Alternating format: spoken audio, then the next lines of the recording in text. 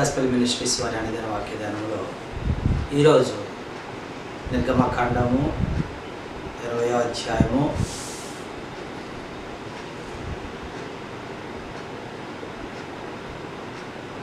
13వ వచనం. నరహత్య చేయకూడదు. నరహత్య చేయకూడదు అన్న విషయాన్ని మనకు జ్ఞాపకం చేస్తూ ఉన్నాడు. హషేం వారు అంటే యాహ్వే వారి తర్వాత, తల్లిదండ్రుల తర్వాత మనకు తోటి సహోదరుని నరుని జ్ఞాపకం చేసుకుంటున్నాడు.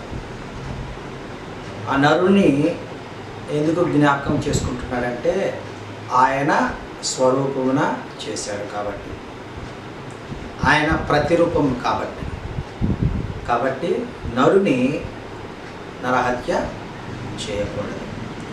బలవంతంగా వారి ప్రాణము తీయకూడదు. కాబట్టి నరుని హషేం వారి యొక్క ఆలయముగా చేసుకుంటున్నాడు. కాబట్టి నరుని శరీరము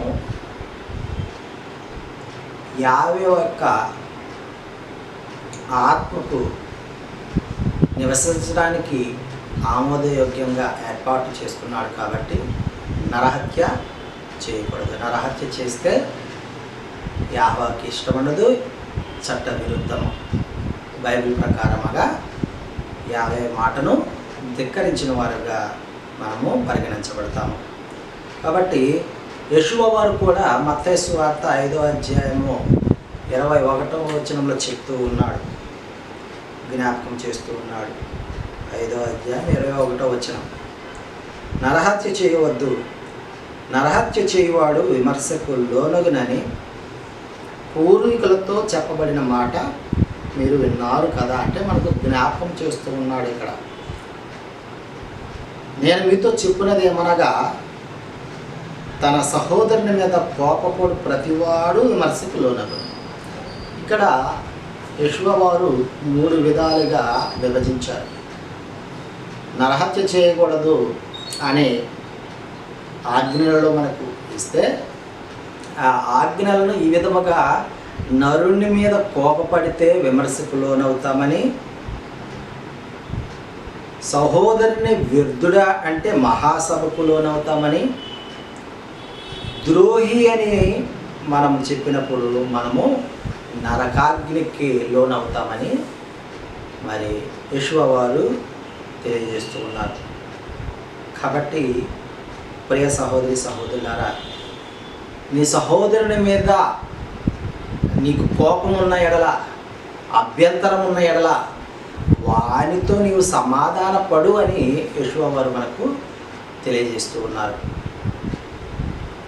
మనకు ఈ ఆజ్ఞ నరహత్య చేయకూడదు అనే ఆజ్ఞను మరి యెషూవ వారు ఈ విధంగా చెప్తూ మనకు నరహత్య చేయకూడదు. నరహత్య చేసేవారికే కాదు, నీ పొరుగువాని మీద నీవు కోపపడకూడదు అని చెప్తున్నాడు.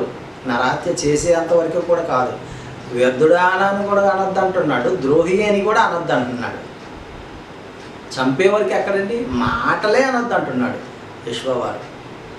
కాబట్టి ప్రియ దేవుని సంగమా, దేవుడు ఏర్పాటు చేసినటువంటి నరుని శరీరంలో ఆయన యొక్క ఆత్మ నివాసయోగ్యమైనది కాబట్టి నరహత్య చేయకూడదని ఆజ్ఞామగా మనకి ఇచ్చినట్లు మనకు ఇది తెలియజేస్తూ ఉన్నాడు. కాబట్టి మనము నరహత్య చేయకుండా నరుని, మన తోటి సహోదరులను ప్రేమించాలని, వీలైతే క్షమించాలని, సమాధాన పడాలని మనకు ఈ ఆజ్ఞ ద్వారా జ్ఞాపకం చేస్తూ ఉన్నాడు.